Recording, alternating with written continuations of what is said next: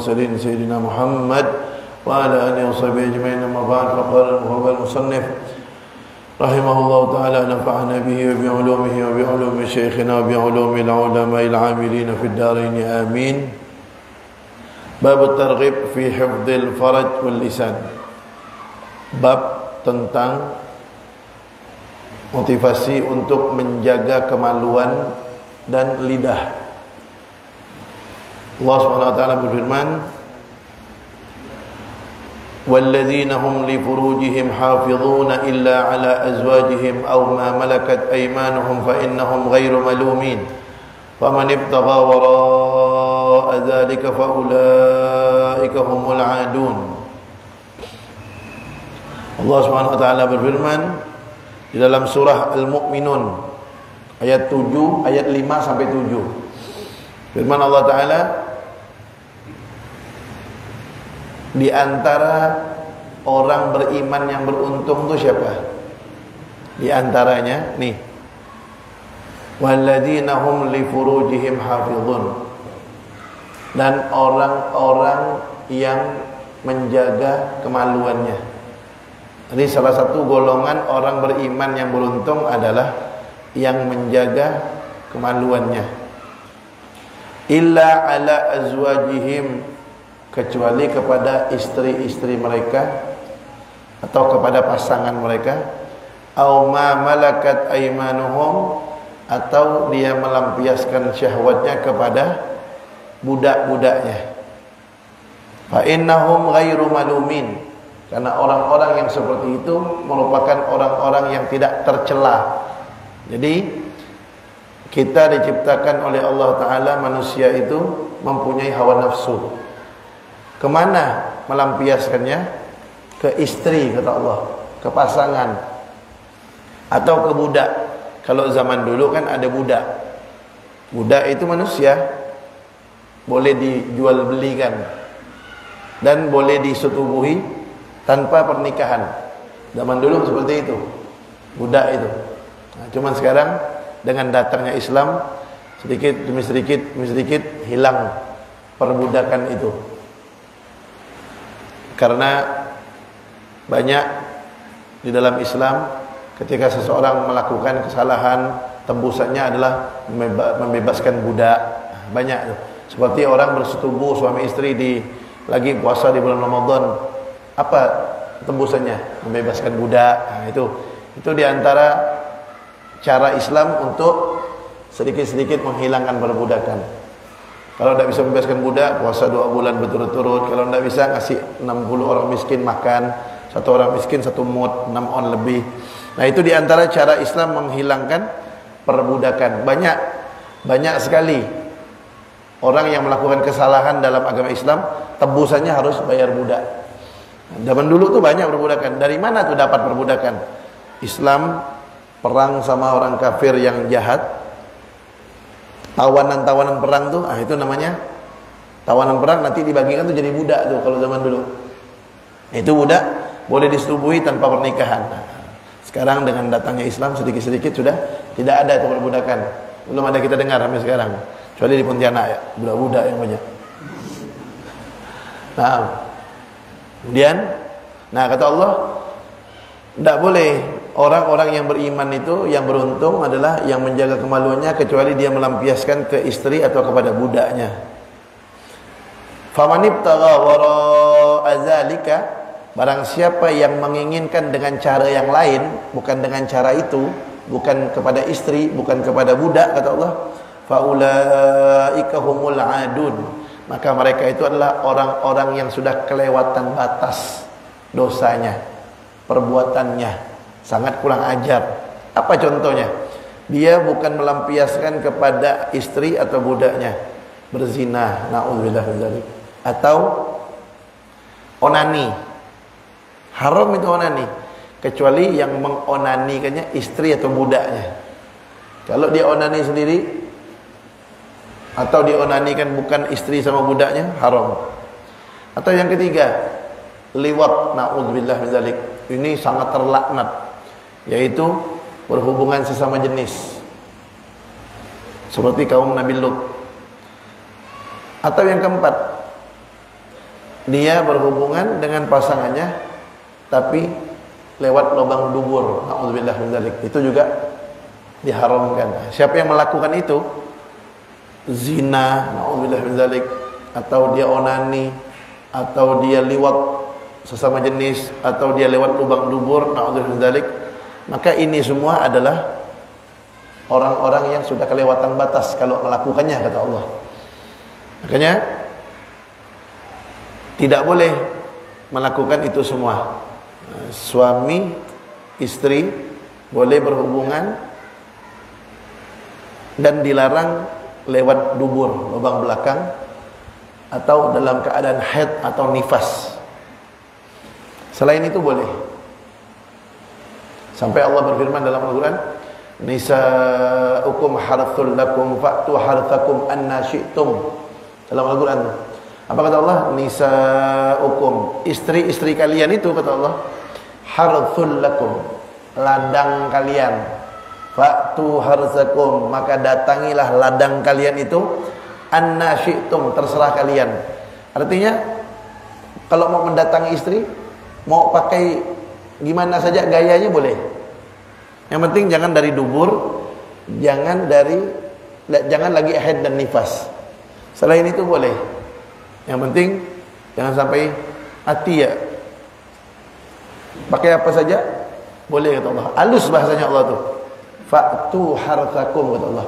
Datangilah ladang kalian anna syi'tum, bagaimanapun caranya, kata Allah. Nah, jadi kalau haid, nifas lewat lubang belakang itu tidak boleh, haram, kelewatan batas orang yang melakukannya. Dan ketika seseorang mendatangi istrinya, artinya berhubungan intim, itu dapat pahala seperti bersedekah.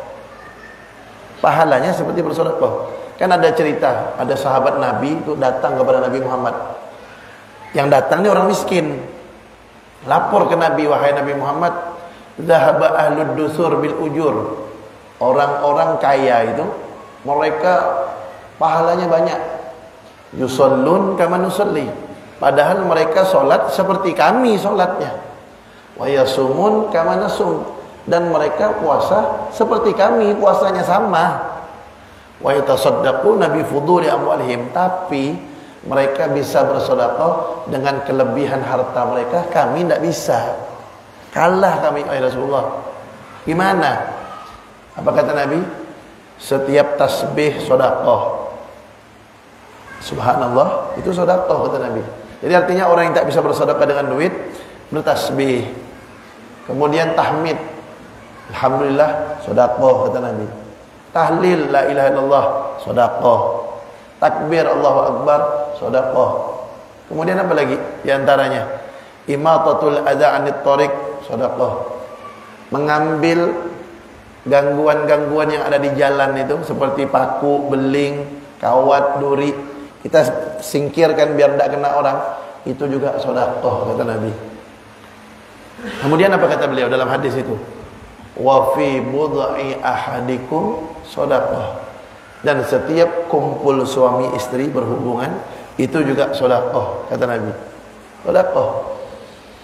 Sahabat bertanya, wahai Rasulullah, ketika seseorang itu berhubungan suami istri, itu kan syahwat, wahai Rasulullah, nafsu.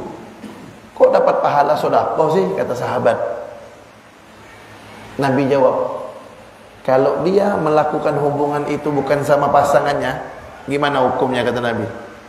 Haram, dosa. Kalau mereka melakukan hubungan itu bukan kepada pasangannya, dosa, maka ketika dia melakukan hubungan itu bersama pasangannya, maka itu pahala, kata Nabi. Jadi sebagaimana kalau melakukannya bukan dengan pasangannya, dosa, ketika melakukan dengan pasangannya, pahala. Sedekah itu namanya. Makanya kalau ada orang gedor rumah kita, Assalamualaikum, Waalaikumsalam warahmatullahi wabarakatuh, Pak minta sedekah, duit tak ada, tengok makanan pun tak ada, minta maaf sama orang itu, Pak minta maaf, Bu minta maaf, saya belum ada rezeki mau ngasih sedekah. InsyaAllah kalau ada rezeki saya kasih. Tutup pintu, pegang tangan istri, Dek, yuk kita sedekah. Itu juga sedekah, kata Nabi. Makanya kalau nak ngajak istri itu bilang apa? Sedekah. Iya. Pendek tu apa kata Nabi? Wa fi budhi ahadikum sedekah. Dan setiap hubungan suami istri sedekah kata Nabi. Dek, sedekah. Sedekah bahasanya. Itu bahasanya Nabi tu. Itu bahasanya Nabi Muhammad, sedekah tu. Ya. Nah, yang udah lemah-lemah tu minumlah jamu, minum madu apa. Tu ayam kampung. Biar semangat lagi sedekah ya kan. Nah, kemudian itu pahalanya seperti bersedekah. Kemudian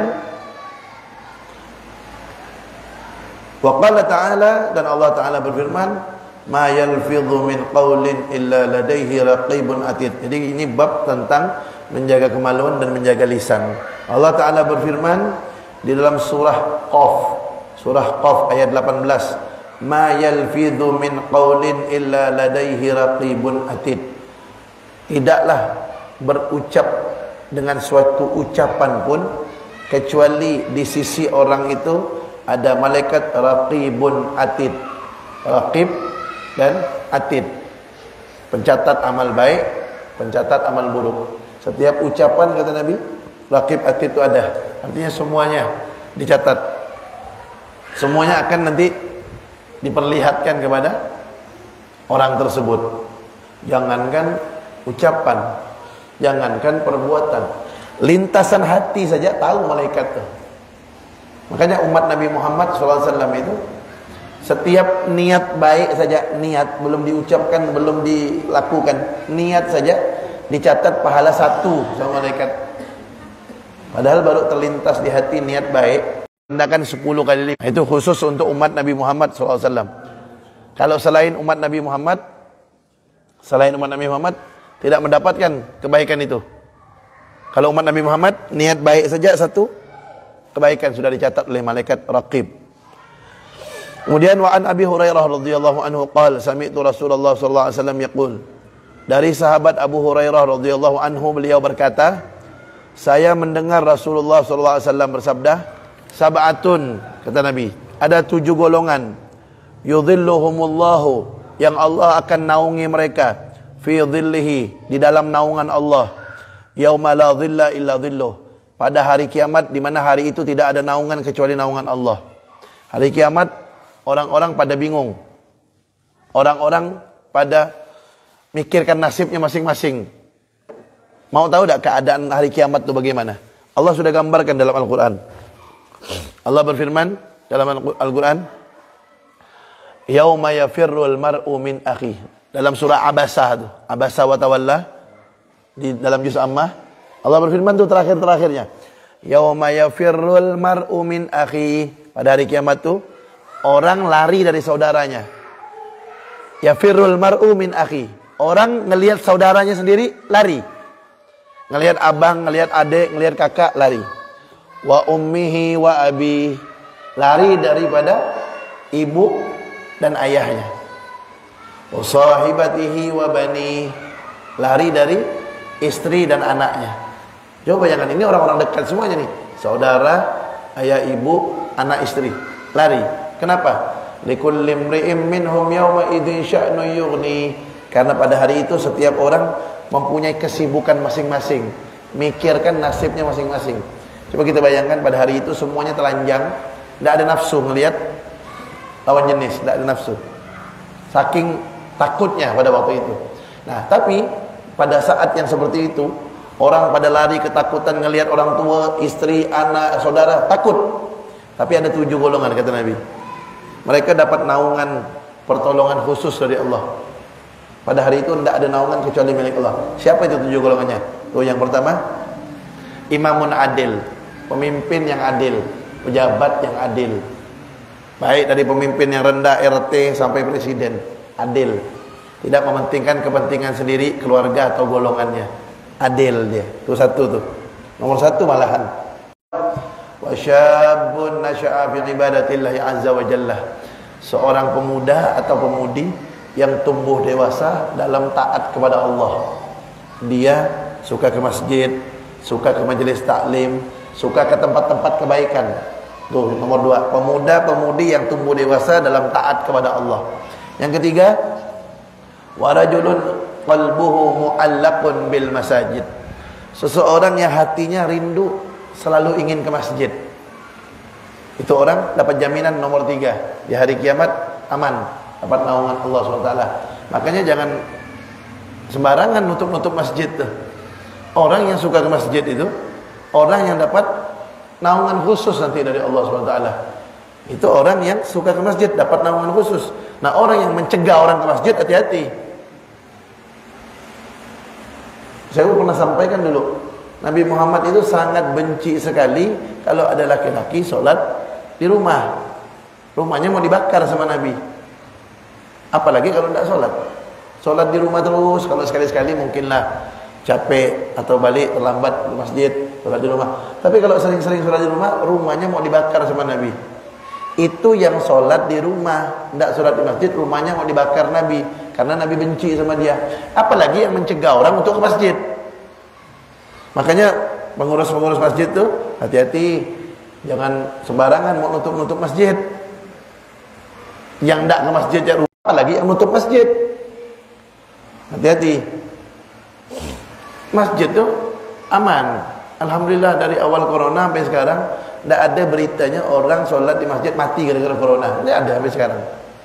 Aman masjid. Yang tidak suka ke masjid itu setan ya. Setan itu tidak suka ke masjid. Kenapa? Karena waktu ke masjid itu banyak pahalanya. Setiap langkah dosanya diampunkan. Setiap langkah derajatnya diangkat oleh Allah. Setan tidak suka orang diampunkan dosanya. Setan tidak suka orang diangkat derajatnya. Digoda bagaimana jangan ke masjid. Tidak berhasil dia menggoda orang-orang tidak ke masjid, tetap semangat ke masjid, pengurus masjidnya digoda sama dia. Ya tutup ya masjid tuh. Itu kroni-kroninya setan. Kroni-kroninya iblis ngelarang orang pergi ke masjid. Udah Allah kasih tampak dah. Dari mulai corona sampai sekarang udah berapa tahun? Udah 2 tahun lebih dah. Yang katanya corona tuh udah 2 tahun lebih. Mana ada beritanya orang meninggal di masjid? Ada. Sholat Jumat di mana-mana. Apalagi Pontianak Timur ni kan. Mana yang libur masjidnya? Hampir rata-rata enggak. Mungkin ada segelintir kali. Enggak ada tuh yang sholat Jumat, yang sholat berjamaah tetap terus. Tapi tetap sehat walafiat semuanya. Enggak ada yang meninggal dunia. Loh. Nomor 3, orang yang hatinya rindu ke masjid dapat naungan khusus dari Allah Ta'ala. Yang keempat nih yang bab kita nih. Apa itu? Wa rajulun da'atuhu imra'atun zatu mansibin wa jamal faqala inni akhafullah. Seorang lelaki yang diajak wanita yang cantik rupawan untuk berbuat zina, berbuat mesum, tapi dia bilang sama perempuan itu, sesungguhnya saya takut kepada Allah. Jadi kalau ada perempuan mengajak laki-laki, syaratnya dua. Perempuannya cantik rupawan, dan kemudian dia bilang sama perempuan itu, sesungguhnya saya takut kepada Allah. Nah, kalau ada laki-laki seperti itu, aman. Dia di akhirat dapat naungan khusus dari Allah. Tapi syaratnya 2, perempuan yang ngajak cantik. Kalau perempuan yang ngajak buruk, ya wajarlah dia nolak. Buruk perempuan. Syaratnya harus cantik. Perempuan cantik, ngajak dia berbuat tidak baik. Syarat keduanya apa? Dia harus ngomong. Tidak. Sesungguhnya saya takut kepada Allah. Itu aman dia. Kemudian yang kelima, wa rajulun tasaddaqa bi sadaqatin. Nomor 4 tadi itu bukan ini, nomor 5 yang perempuan diajak laki-laki diajak perempuan. Nomor 4 tuh wa rajulani tahabba fillah ijtama'a alaihi wa tafarraqa alaihi. 2 orang yang saling menyayangi karena Allah, berkumpul karena Allah, berpisah karena Allah. Apa contohnya? Ya kita dah ni di masjid ni. Ya, kita ni di masjid ni saling menyayangi karena Allah. Kita berkumpul karena Allah. Salat berjamaah, ngaji, pengajian, berkumpul karena Allah. Kemudian kita berpisah karena Allah. Nanti habis ini kan kita berpisah nih insyaallah. Kemana? Ke rumah masing-masing. Menyenangkan keluarga yang ada di rumah, ya kan? Menyenangkan pasangan. Berpisahnya karena Allah. Jadi dia bersayang karena Allah, berkumpul karena Allah, berpisah karena Allah. Itu orang yang saling menyayangi seperti itu, di akhirat dapat naungan khusus. Tapi kalau menyayanginya bukan karena Allah, apa contohnya? Karena duitnya banyak, karena dia pejabat, karena dia banyak manfaat urusan dunia, itu bukan sayang karena Allah. Jadi syaratnya sayang karena Allah, berkumpul karena Allah, berpisah karena Allah. Nah, itu yang kelima, laki-laki yang diajak perempuan cantik rupawan, dia mengatakan sesungguhnya saya takut kepada Allah. Yang kelima, yang keenam, wa rajulun tasaddaqa bi sadaqatin fa akhfaha hatta la ta'lama shimaluhu ma tunfiqu yaminuhu. Yang keenam adalah seseorang yang bersedekah kemudian sedekahnya disembunyikan sehingga tangan kiri tidak mengetahui apa yang diinfakkan tangan kanan. Bukan artinya sedekah tangan kanan, tangan kiri taruh belakang, bukan. Ini bahasa kiasan, artinya ketika bersedekah orang-orang terdekat pun tidak tahu. Sedekah yang rahasia. Tapi dulu saya pernah katakan, sedekah rahasia ini afdal, lebih mulia bagi orang yang bukan menjadi tokoh, bukan panutan. Dia orang biasa, lebih bagus dia sedekahnya rahasia. Tapi kalau dia seorang tokoh, panutan orang, kalau dia berbuat orang banyak ikut, maka orang yang seperti itu lebih bagus dia sedekahnya terang-terangan. Itu lebih afdal. Kenapa?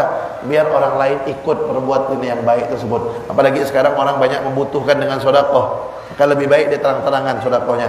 Tinggal dia jaga hati saja, ikhlas karena Allah Taala, bukan ingin pamer, ingin mengajak orang. Jadi makanya kalau kita ngelihat orang, kalau kita ngelihat orang ada sedekah, dia terang-terangan, dia expose terang-terangan. Jangan suudzon dulu, jangan suudzon, jangan berprasangka buruk. Alah tuh sedekah terang-terangan minta puji, jangan. Kita tidak tahu hati dia. Mungkin dia sedekah seperti itu ingin memotivasi yang lain agar ikut perbuatan dia. Nah, itu biarkan dia begitu, udah bagus dia sedekah, udah menolong orang-orang yang membutuhkan. Urusan hati dia antara dia sama Allah, kita tidak tahu. Kemudian itu yang keenam. Yang terakhir, yang ketujuh, wa rajulun dzakarallaha khalian fa fadat ainahu. Yang ketujuh, golongan yang dapat naungan di hari kiamat adalah seseorang yang berzikir kepada Allah dalam keadaan sendirian, kemudian dia berlinang air mata, menangis. Malam-malam duduk di kamar sendirian zikir habis tahajud, ya, sendirian nangis. Itu Allah tidak akan lupakan air mata dia yang mengalir itu. Di akhirat akan dibalas dengan naungan khusus dari Allah Taala. Terserah mau kapan saja. Yang penting syaratnya zikir sendirian sampai nangis. Tapi lebih bagus waktunya itu tengah malam, ketika orang-orang pada tidur, sebelum subuh itu nikmat zikir, istighfar sambil nangis. Kemudian dia niatnya, nangisnya bukan karena urusan dunia, bukan karena pujian dan lain sebagainya, memang nangisnya karena Allah Subhanahu wa taala. Kalau tidak bisa nangis, kata ulama, fa illam tabki fatabaka. Kalau tidak bisa nangis, usahakan, paksa dirimu untuk menangis. Tak bisa, tak bisa keluar air matanya. Minyak cap kapak tahu sini. Minyak cap kapak. Tak bisa juga bawang potong tahu sini. Biar keluar air mata itu. Untuk melatih diri kita. Kenapa? Kalau orang kalau tidak bisa nangis matanya karena takut kepada Allah, tidak bisa nangis, maka orang tersebut tanda hatinya gelap dan keras. Bayangkan banyak dosa, tapi kalau tidak bisa nangis, dia tidak mau merenungkan dosa-dosanya. Banyak salah, kok tidak nangis? Nah, itu tanda hatinya gelap dan keras. Na'udzubillah min dzalik. Kemudian wa an Sahal Ibni Sa'ad As-Sa'idi radhiyallahu anhu qala Rasulullah SAW, man yadman li ma baina lahyaihi wa ma baina rijlaihi adman lahul jannah. Tadi itu hadis yang tadi kita baca, yang 7 golongan itu riwayat Imam Bukhari, Muslim, dan Imam Malik, Imam Ahmad, dan Imam An-Nasai.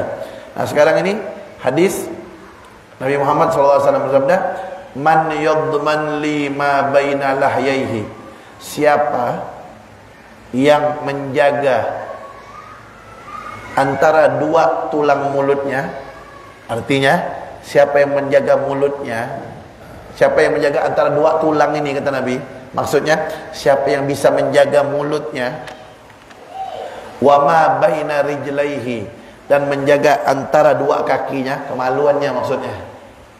Itu bahasa kiasan dari Nabi. Siapa yang bisa menjaga mulutnya dan bisa menjaga kemaluannya, aku jamin syurga untuk dia, kata Nabi. Nabi minta dua aja, mulut dijaga. Kemudian yang kedua, kemaluan dijaga, Nabi jamin syurga untuk orang tersebut. Rawahul Bukhari wa Tirmizi. Hadis ini diriwayatkan oleh Imam Bukhari dan Imam Tirmizi. Itu diantara kemuliaan orang yang bisa menjaga mulut dan kemaluannya. Al-lisan saghir jirmuhu. Lisan ini bentuknya kecil, tapi dosa yang bisa dihasilkan dari lisan ini besar. Orang bisa bunuh-bunuhan gara-gara mulut. Kecil ya lidahnya, tapi orang bisa berperang antar suku, antar agama, segala macam gara-gara mulut. Dan antar kampung gara-gara mulut. Kemudian bab yang kedua, babut tarhib min syurbil khamri. Bab tentang peringatan hati-hati jangan sampai mengkonsumsi minuman keras atau narkoba. Kalau Allah Ta'ala berfirman, ya ayyuhalladzina amanu innamal khamru wal maisiru wal ansabu wal azlamu rijsum min amali syaitan fajtanibuhu la'allakum tuflihun. Innama yuridu syaitanu an yuqi'a bainakumul adawata wal baghdha'a fil khamri wal maisir wa yasuddakum an dzikrillahi wa 'anis shalah fa hal antum muntahun. Ini Allah berfirman,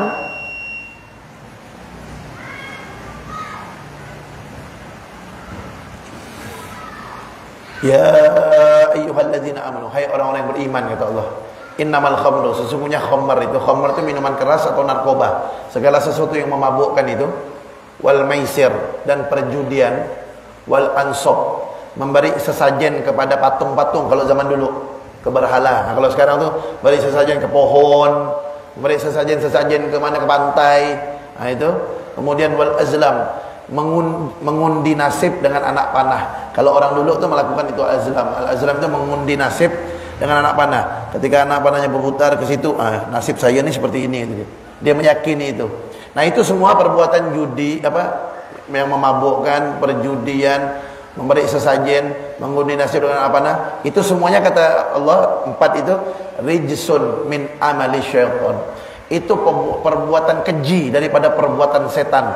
Fajtanibuh, maka jauhilah, kata Allah, la'allakum tuflihun, agar kalian beruntung. Allah suruh jauh, satu tujuannya agar kalian beruntung, kata Allah. Kemudian apa kata Allah? Innama yuridu syaitan, sesungguhnya setan itu ingin ayyuqi'a bainakumul adawata wal baghdha. Sesungguhnya setan itu ingin menanamkan dalam diri kalian, di antara kalian itu apa? Permusuhan dan kebencian. Fil khamri wal maisir, di dalam minuman keras atau narkoba dan dalam perjudian itu. Udah jelas nih Allah kasih tahu. Sesungguhnya setan itu melalui minuman keras dan narkoba dan melalui perbuatan judi itu merupakan alat setan, kata Allah, untuk menanamkan di antara kalian agar saling bermusuhan. Kelahi gara-gara narkoba kan? Pembunuh gara-gara narkoba. Memang betul kata Allah. Itu tuh salah satu cara setan, dengan cara narkoba, minuman keras, kemudian dengan cara judi, dia akan membuat apa?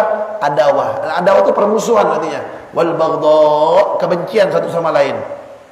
Kemudian yang ketiga, wa yasuddakum an dzikrillah, dan untuk mencegah kalian untuk ingat kepada Allah, lupa sama Allah gara-gara judi dan gara-gara minuman keras dan narkoba. Kemudian wa anis shalah, lupa salat, kata Allah. Fahal antum muntahu, apakah kalian tak mau berhenti melakukan itu, kata Allah. Jadi udah jelas tuh, minuman keras, narkoba, kemudian perjudian, itu kata Allah adalah pintu untuk syaitan menanamkan permusuhan dan kebencian di antara sesama kalian. Siapa? Orang-orang yang beriman. Innama yuridu syaitanu an yuqi'a bainakumul adawata wal baghdha'a fil khamri wal maisir wa yasuddakum an dzikrillahi wa 'anis shalah fa hal antum muntahun. Sesungguhnya setan, kata Allah, ingin menanamkan di antara kalian permusuhan dan kebencian di dalam minuman keras dan narkoba dan di dalam perjudian, dan mencegah kalian untuk ingat kepada Allah, mencegah kalian untuk sholat. Apakah kalian tidak mau berhenti, kata Allah, daripada perbuatan-perbuatan tersebut? Ini kita udah lihat sendiri ya. Kenapa sampai membunuh? Sampai nyerang-nyerang antar kampung. Gara-gara apa? Gara-gara narkoba. Mabuk. Jangan permusuhan. Bisa bahaya. Nanti gara-gara segelintir orang perang antar suku. Gara-gara dia. Nah, makanya harus cerdas. Oh, ini apa sebabnya? Ini karena mabuk. Ini karena urusan pribadi. Nah, udah selesaikan. Biar selesai, jangan sampai merembet kemana-mana. Nah, ini hadisnya. Wa an ibni Umar radhiyallahu anhu maqal, dari sahabat Abdullah bin Umar, beliau berkata, qala Rasulullah sallallahu alaihi wasallam, la'anallahu, Allah melaknat. Apa yang dilaknat sama Allah? Al-khamra, minuman keras atau narkoba. Nah, sebelum saya baca hadis ini, saya baca hadis yang selanjutnya nih. Apa itu khamar? Itu apa khamar? Nih, dari sahabat Abdullah bin Umar radhiyallahu wa an ibni Umar radhiyallahu anhu maqal, beliau berkata, qala Rasulullah sallallahu alaihi wasallam, kullu muskirin khamrun wa kullu muskirin haramun. Tuh. Segala sesuatu, kullu muskirin, segala sesuatu yang memabukkan, khamrun, itulah khamar. Wa kullu muskirin haramun, dan segala sesuatu yang memabukkan itu hukumnya haram. Wa man syaribal khamra fid dunya, dan barang siapa yang meminum atau mengkonsumsi khamar, narkoba di dunia, famata, kemudian dia mati, wa huwa yudminuha, sedangkan dia masih menjadi pecandu narkoba, pecandu minuman keras, belum taubat, lam yashrabha fil akhirah, maka dia nanti di akhirat tidak akan bisa mengkonsumsinya. Rawahul Bukhari wa Muslim. Nanti di akhirat itu ada sungai minuman keras. Di surga ada sungai susu, sungai madu, sungai minuman keras. Ada. Ketika dia minum, konsumsi di dunia, dia tidak akan merasakan itu nanti di akhirat. Na'udzubillah min dzalik. Tentunya di akhirat jauh lebih lezat, tidak bisa dibayangkan oleh bayangan kita. Nah, jadi segala sesuatu yang memabukkan itu adalah khamar. Berarti minuman keras, narkoba itu adalah khamar. Nah, Allah SWT, kata Nabi Muhammad SAW, Rasulullah SAW, la'anallahu al-khamra, Allah melaknat khamar, minuman keras dan narkoba, wa syaribaha, dan yang minumnya, wa saqiyaha, dan yang menuangkannya. Jadi kalau menuangkan tidak minum, kena juga tuh.